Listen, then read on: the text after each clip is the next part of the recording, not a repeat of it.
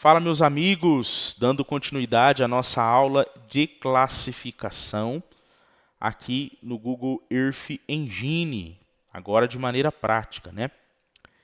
Nós vamos tomar um caminho para fazer essa classificação, mas eu não posso deixar de dizer que você é convidado a traçar o seu caminho, a entender mais sobre o programa e a executar a classificação à sua maneira.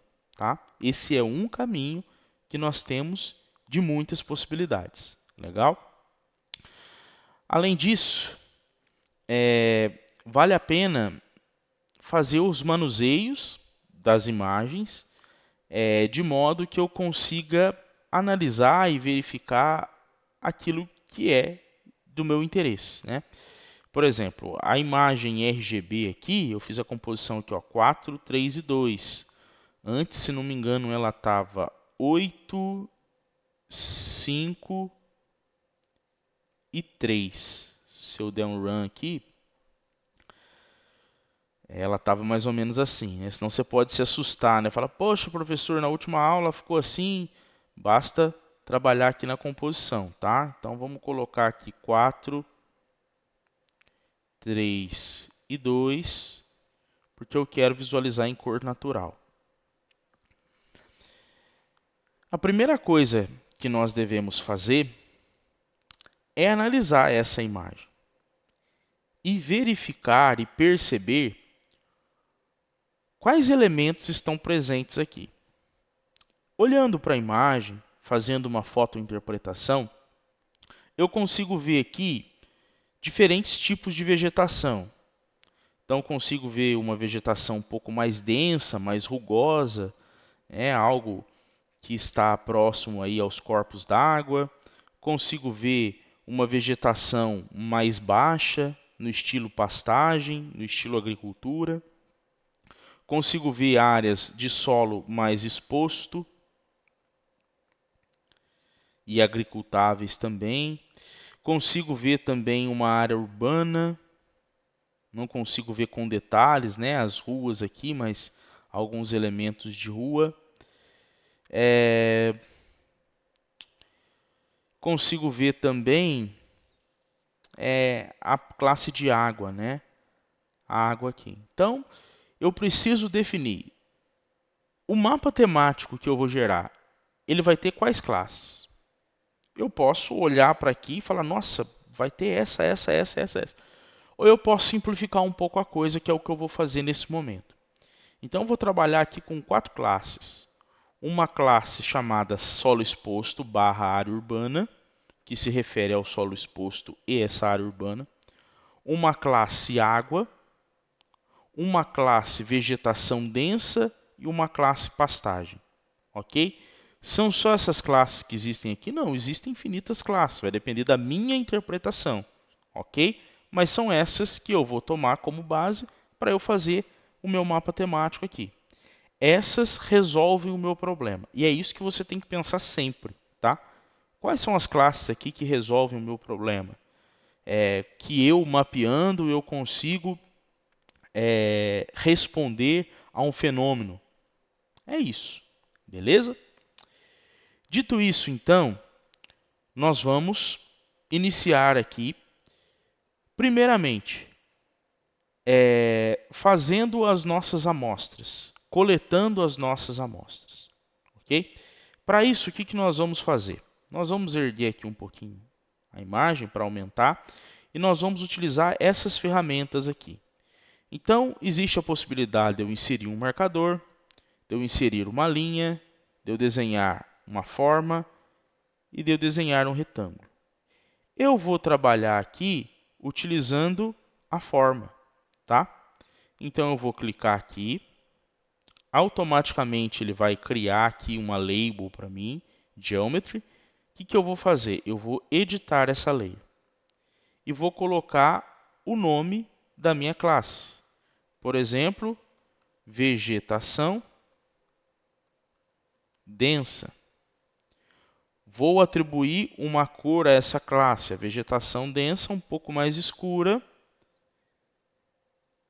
Eu não vou importar a geometria, e sim como Feature Collection. Em Properties, eu vou adicionar a propriedade como classe e vou atribuir um valor para a vegetação densa. Qual valor é esse? Número 1. Ok? Dei um ok.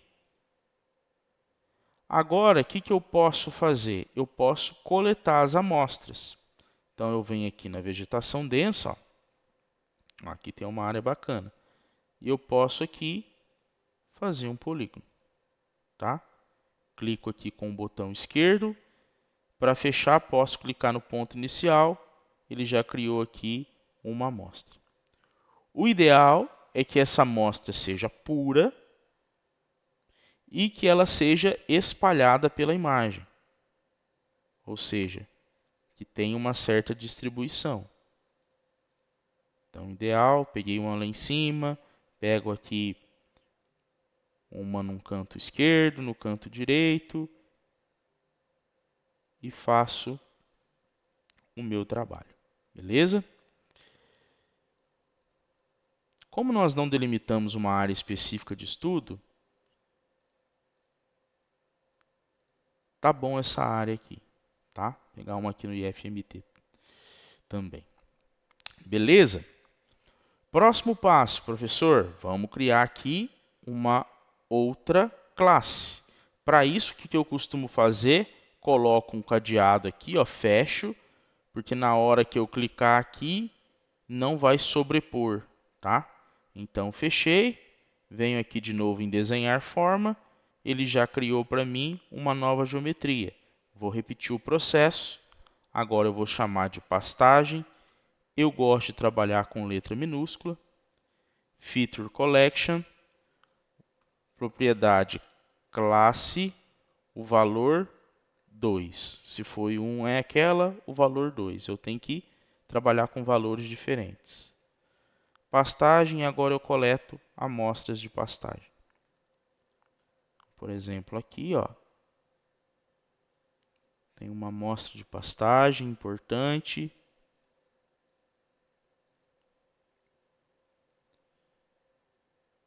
Mais uma interessante. Posso ir para um outro lado aqui também, né?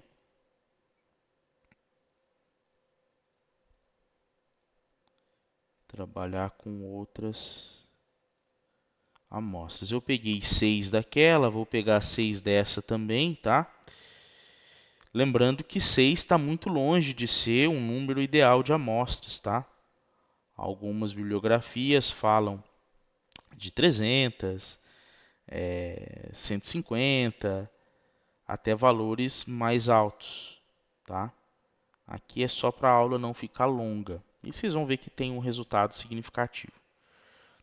Muito bem, tranquei de novo. Outra. Agora eu vou coletar o solo. Feature Collection. E aqui, classe 3. Lembrando que o solo aqui para mim é solo e área urbana, tá? A amostra deve ser pura. Vou pegar uma na estrada aqui, ó.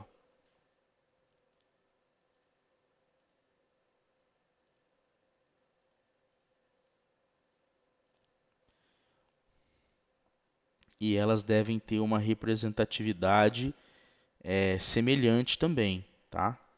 Então não adianta eu pegar uma amostra gigante para uma vegetação e amostras muito pequenas também para uma outra classe. Aqui, claro, está passando porque nós estamos só fazendo aqui algumas considerações, tá? Vou pegar um pouquinho de área urbana aqui, misturar um pouquinho aqui. Beleza. 6 amostras, vou fechar aqui. E agora vou trabalhar aqui com... Deixa eu só mexer aqui nessa Isso, essa cor é boa para o solo, tá? E aí, vamos de mais uma, a classe água, né? Os corpos d'água aqui, olha que interessante. Então, tá aqui um corpo d'água importante. Aqui também é um corpo d'água, né? Apesar da gente... O NDVI me ajuda, tá? Então, aqui eu tava com dúvida, ó. E o NDVI já apontou aqui como água também.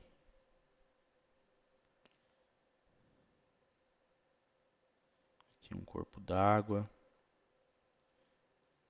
Interessante, né?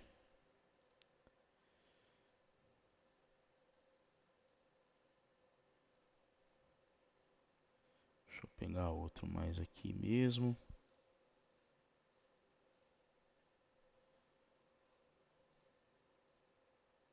Tá aqui. 6 também, esse eu não tinha feito edição, né? Então tá aqui água. Vou colocar como azul. Feature Collection. Classe e 4. Ok. Coletado aqui as minhas amostras. Lembrando que o ideal é mais amostras, tá? É só para a gente fazer a classificação aqui.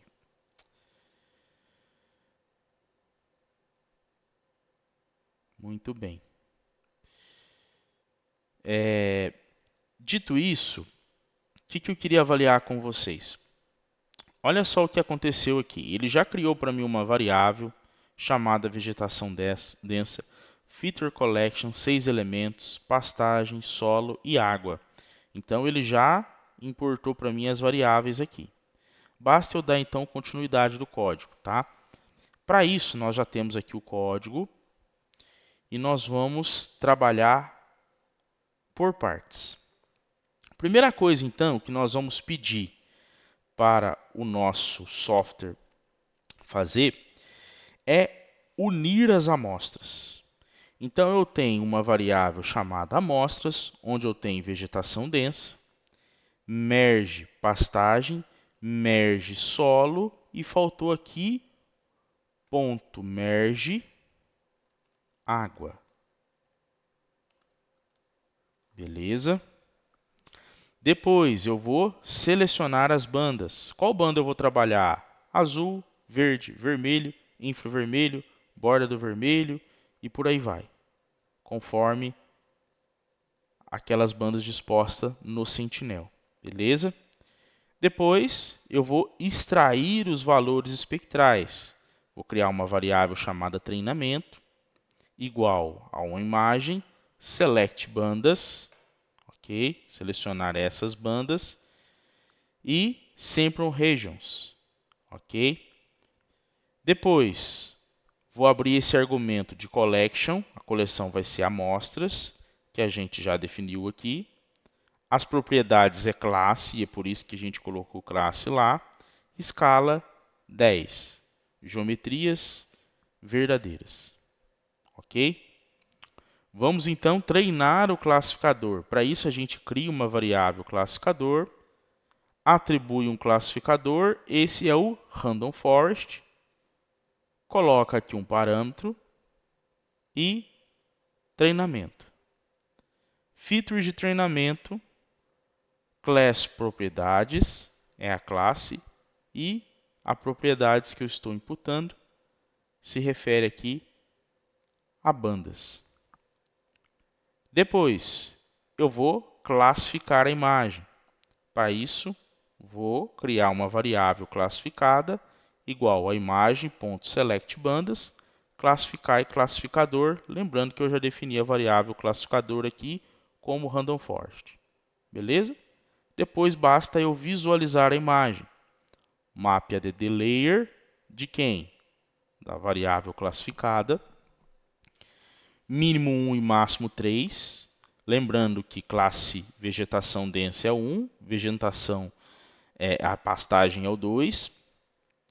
Nós temos que o solo é o 3 e a água é o 4. Então eu tenho que trabalhar aqui do 1 ao 4, tá? E as cores, eu tenho aqui algumas cores, mas eu vou utilizar exatamente as cores que nós trabalhamos lá. Para eu fazer isso, o que eu vou fazer? Ó? Vou vir aqui, Geometry, Vegetação densa. Não sei que cor é essa, então vou colocar aqui. Essa cor aqui, copiei, vou vir aqui no meu código, vou colar. Então vou trabalhar exatamente com aquela cor. Ok. Mesma coisa aqui, ó, em pastagem. Vou trabalhar com essa cor. Ok. Perceba que aqui só tem 3 cores, né? Mas na verdade nós precisamos de 4. Então tá aqui também a minha cor. E agora eu vou criar mais um argumento aqui, ó. Deixa eu dar um Ctrl C, Ctrl V. Eu crio mais um argumento. Agora com a cor da classe 4, que é a classe água. Ok?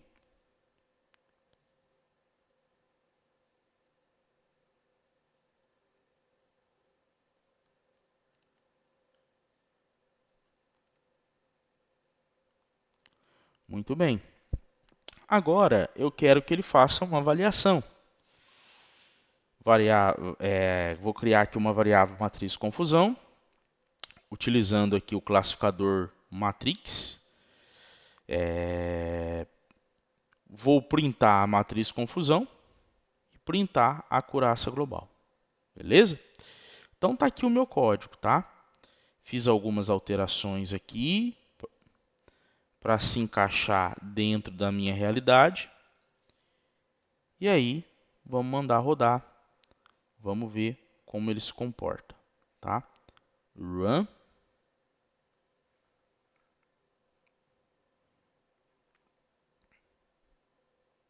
E ele já fez para mim aqui a classificação. A acurácia global, João, ficou em 1, né? 1 quer dizer que é 100% de acerto. Por quê? Porque nós temos poucas amostras, nós não dividimos de maneira correta aqui a amostra de treinamento e a amostra de cheque, né? Que seriam aí as amostras de checagem. Então acabou que 100% das amostras. Mas já é um primeiro passo para nós. Fazer um mapa aqui de classificação. E olha só que interessante. Vamos dar uma olhada então na qualidade desse mapa, né? Vamos ver se ele errou muito, se ele acertou muito, né?